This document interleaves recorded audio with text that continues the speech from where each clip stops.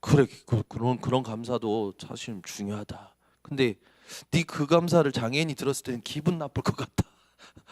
상대적 감사니까 자기보다 몸이 괜찮다라는 것에 감사하는 거, 그것도 좋지만 상대방이 들었을 때는 굉장히 기분 나쁠 수 있을 것 같다.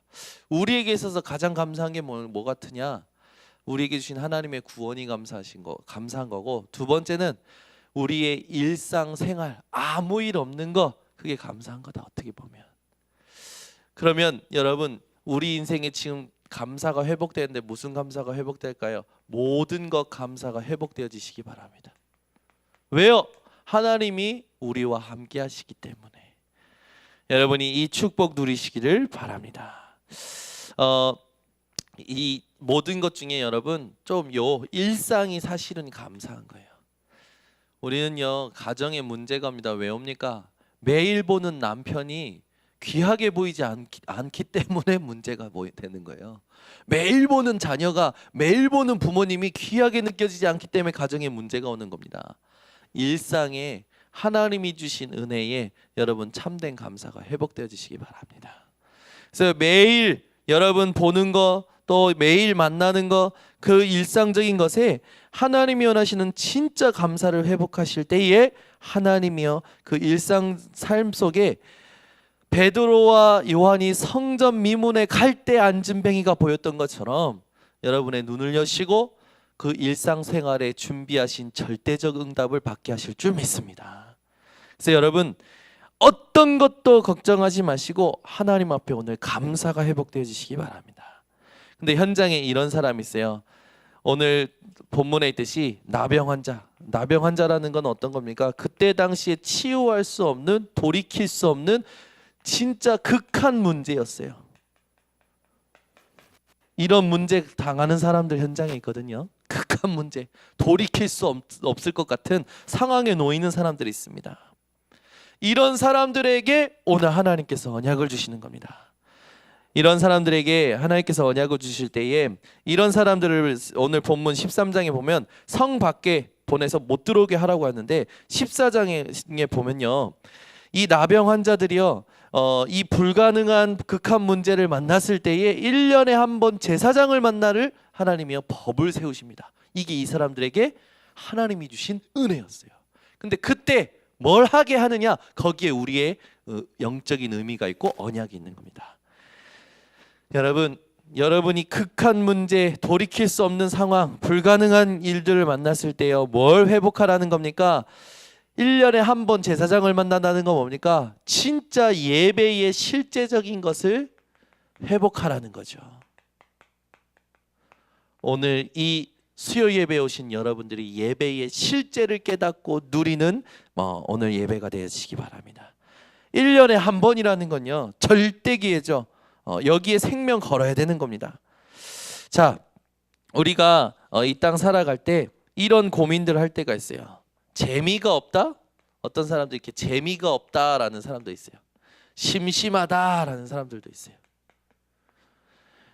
또 내가 뭘 해야 되는지, 어디를 가야 될지 이유를 모르겠다라는 사람들이 있어요. 오늘도 교대에 가서 말씀 공부를 하는데 이 친구가 자기 인생에 안 해본 새벽 예배를 해본 거죠. 그런데 대구에 잠깐 내려갔다가 왔는데 대구에 친구들을 만난 거예요. 근데 친구를 만났는데 친구가 그런 소리를 하는 거죠. 뭔 소리 하냐? 나는 이제 자퇴를 하고 싶다. 입학한 지 2주밖에 안 됐는데 자퇴를 하고 싶다는 친구를 만난 거라. 그래가지고 이 친구가 이제 말렸대요. 우리 랩넌트가 말렸대요 이 친구를. 그래서 이제 말려놓고 온 거죠. 근데 이 친구가 계속 얘기하는 게 2주 만에 내가 왜 대학에 온지 모르겠다. 공하다. 앞으로 뭐 해야 될지 모르겠다. 이러는 거예요. 그래서 제가요 오늘 성경 공부하면서 했어요. 네가 일주일 동안 하나님 앞에 안 해보던 집중을 했지 않냐. 근데 그 집중했을 때 하루가 피곤했지. 그래서 본인도 이제 피곤했다고 학교에 새벽 예배하고 왔는데 막 계속 잠이 왔대요. 근데 그걸 했는데 그렇게 하다가 대구로 내려갔는데 하나님이 만나게 하신 친구가 공허하다라고 했다는 것은 하나님이 너에게 영적인 전도의 문을 여시는 거다. 맞죠? 여러분 현장엔요 재미없다, 심심하다, 공허하다, 이유 왜 사는지 이유를 모르겠다, 뭘 해야 될지 모르겠다, 이런 사람들이 너무나 많아요. 여러분 현장에 이런 사람들이 있습니까? 이런 사람들에게 오늘 여러분이 예배의 실제의 축복을 회복하시고 언약을 전달하시기를 바랍니다.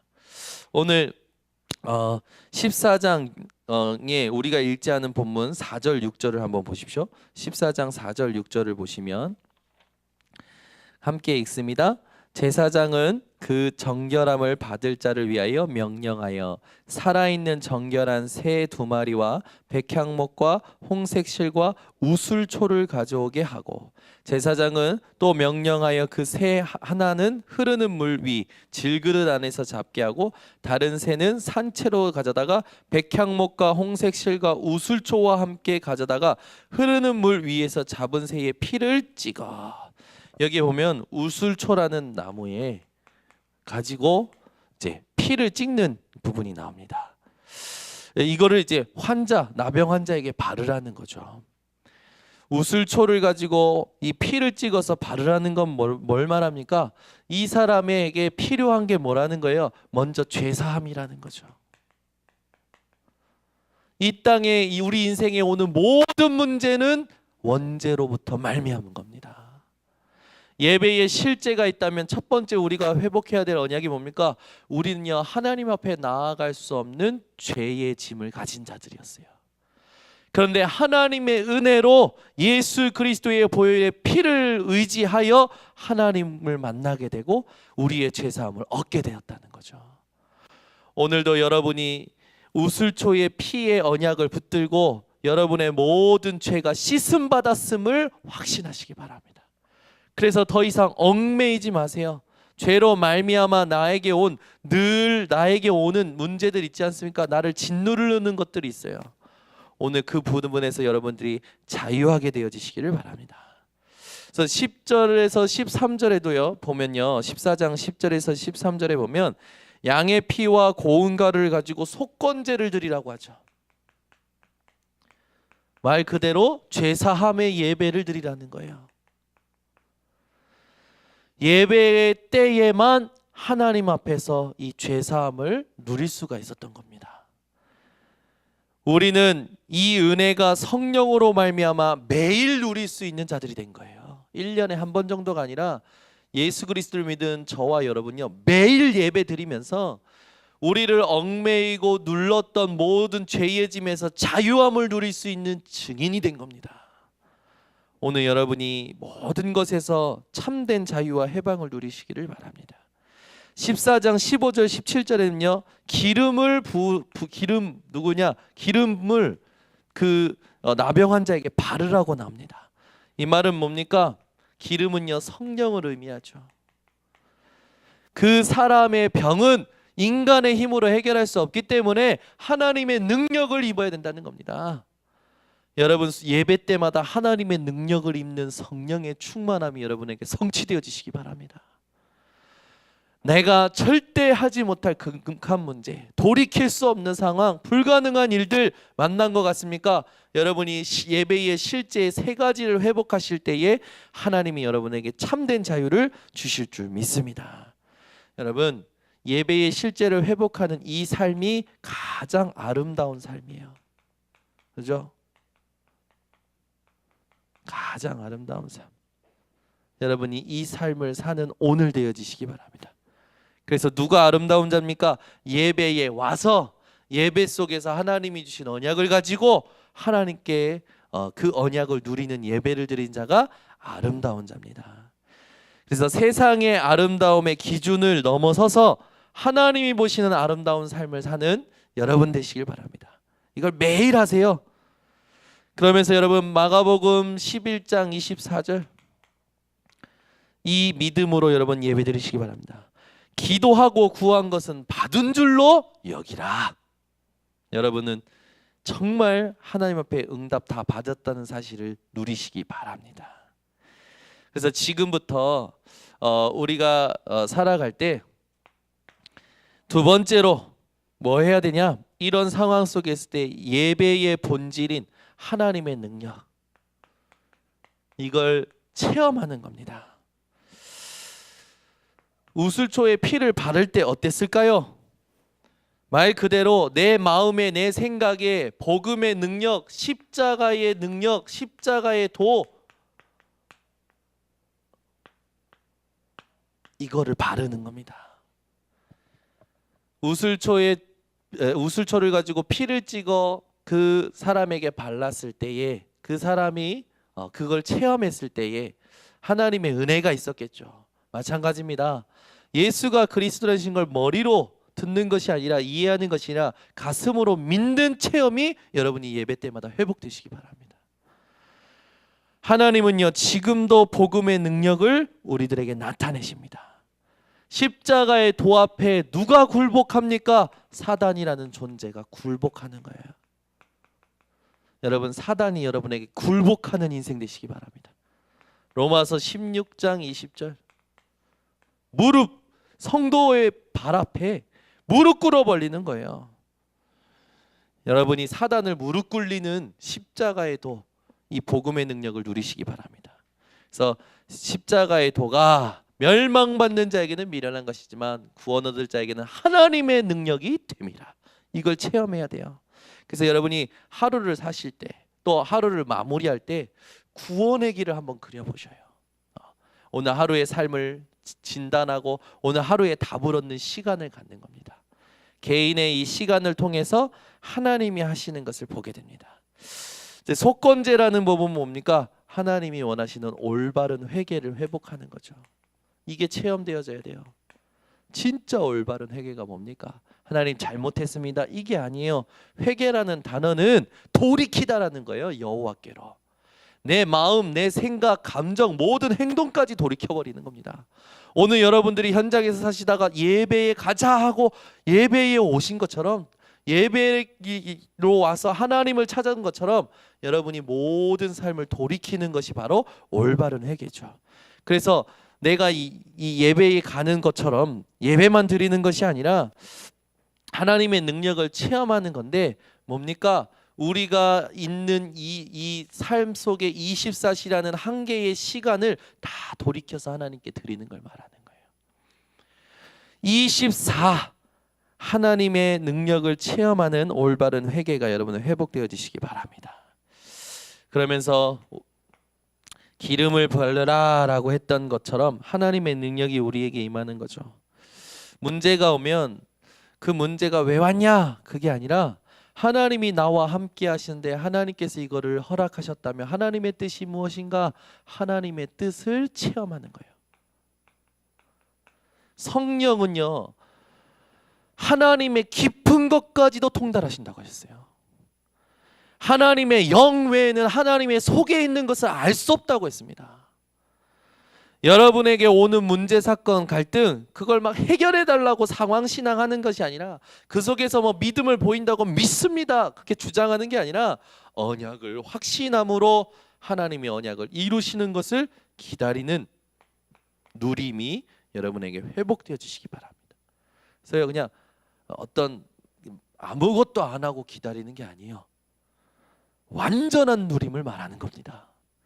여러분이 하나님의 능력을 체험하는 증인들 되시기를 예수 그리스도 이름으로 축원합니다. 많은 사람들이요, 신앙생활을 갈등합니다. 왜 갈등합니까? 하나님이 주신 이 능력을 체험하지 못하기 때문에 그래요. 여러분, 문제보다 무엇이 큽니까? 하나님은 문제보다 더 큰 소망을 주셨는데 이걸 봐야 돼요. 하나님이 우리에게 주신 소망은 뭡니까? 제사장에 나아갈 때 그건 뭡니까? 하나님 앞에 나아가는 거야. 코람데요. 여러분, 하나님을 언제든지 찾을 수 있는 자격이 있는 자임을 기억하시기 바랍니다. 왜요? 여러분은 하나님의 자녀. 여러분들이 기도할 때 천국의 보좌가 열리고 닫힙니다.